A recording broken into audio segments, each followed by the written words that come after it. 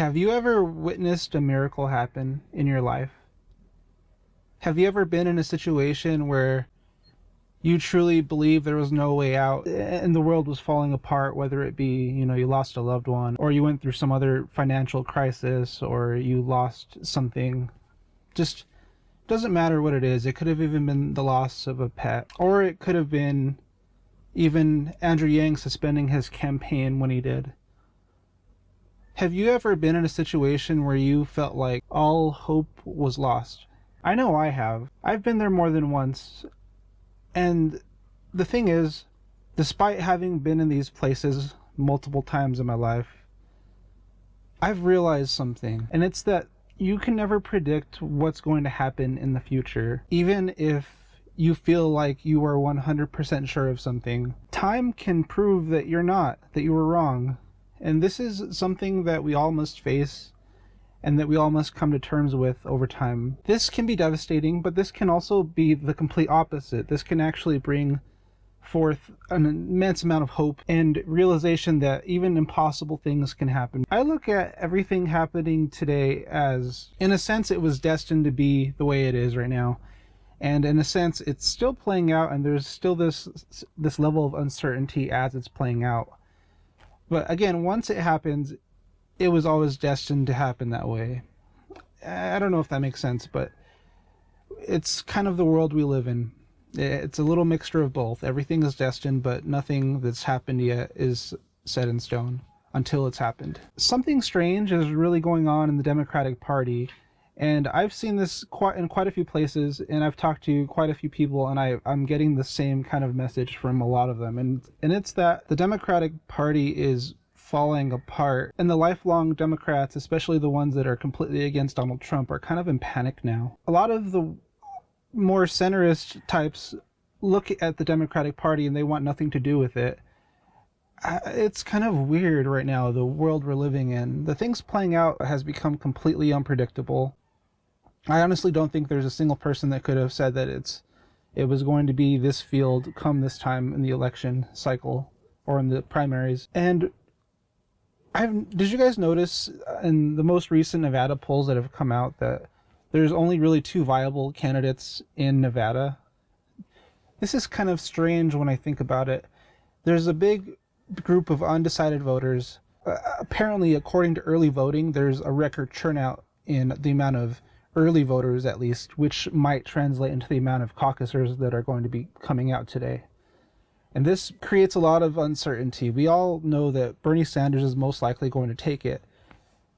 But the thing is, he's actually had record low turnout, which means that a lot of his support have turned over to other candidates just because there are other choices, which means that those people were never set on Bernie and they're looking for someone else other than Bernie. Does that mean they'll switch back to voting for Bernie in the end? A lot of them probably will. If he becomes the nominee, they just really wanted someone else. And I don't know, over time, the more you learn about him, the uglier it just becomes.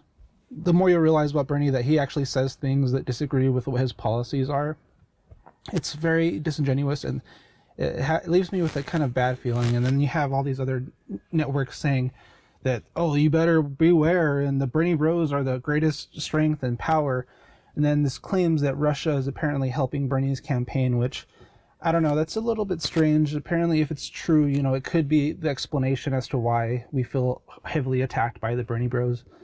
Although, I don't really think that's the case. I actually think that's just genuinely how a lot of people on the Bernie campaign are and think. And I've seen a lot of data for myself to conclude that there's reasons why I think his campaign is in a toxic mindset right now in general, and that his followers are in this toxic mindset and they haven't broken out of it yet. And this is not boding well for the Democratic Party. This is all really looking good for Trump. But this brings me to my point about Nevada. So you have two viable candidates, which it looks like it's going to be Bernie Sanders and Elizabeth Warren because of her spike in the debates. I have my own theories about Elizabeth Warren, and that she's not giving away her game plan, which is ultimately probably to help Bernie Sanders out in the end and push him to the nomination if anything were to happen at the end that would prevent Bernie from actually getting the nomination. She's holding a power play on her hand, and she's not giving it away until she needs to. So this is my theory about her, because again, look at the way she performed in the debate versus the way she's treated Bernie, and it's like there's a disconnect there. It just doesn't. Anyway, I'll get into that later. But being that there are only two viable candidates, that means that there are going to be a lot of other players on the field who are unviable, and you know what? Each one is not going to be willing to switch over to the other, because let's be honest.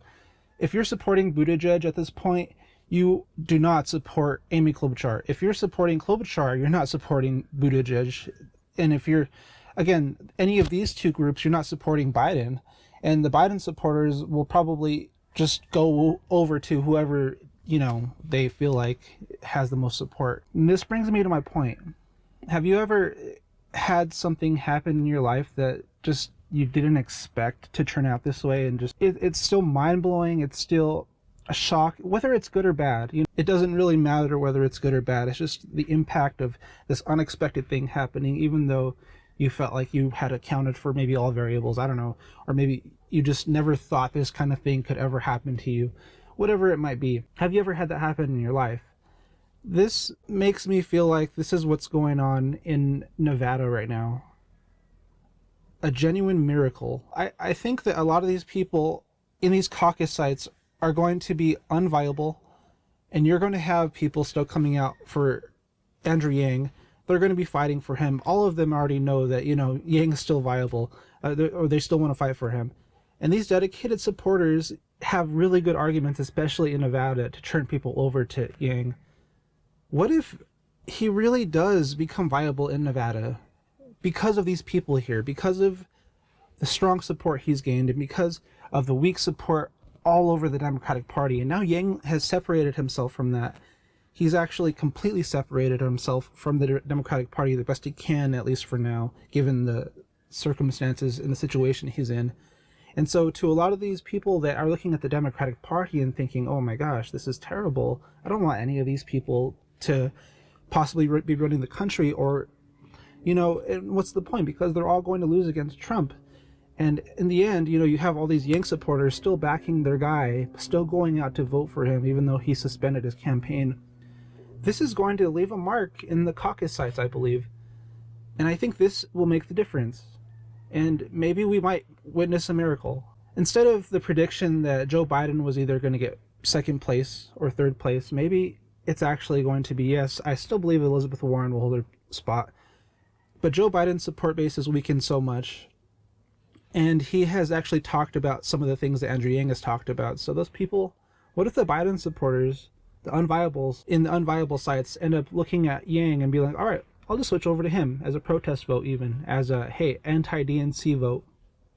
Yang's their guy. This is kind of my prediction right now. Bernie is going to take it. I can't deny that the odds of Bernie taking this is it's like 99%, I think. Elizabeth Warren or Pete Buttigieg actually might get second place, because how Buttigieg has been miraculously coming out so far. Like the one caucus that's come out, he's boosted himself ahead. So I'd expect him to possibly be a contender for second place.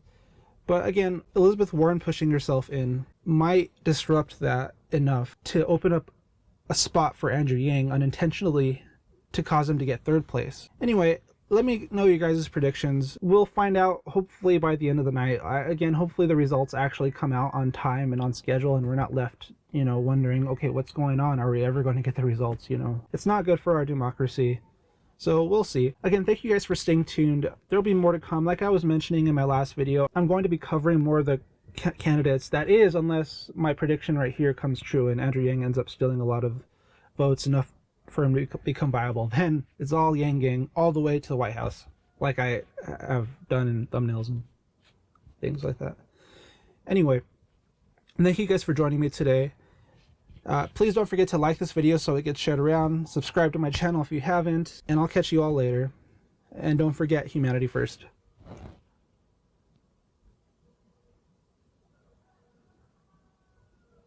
Miracles can happen, baby. I promise.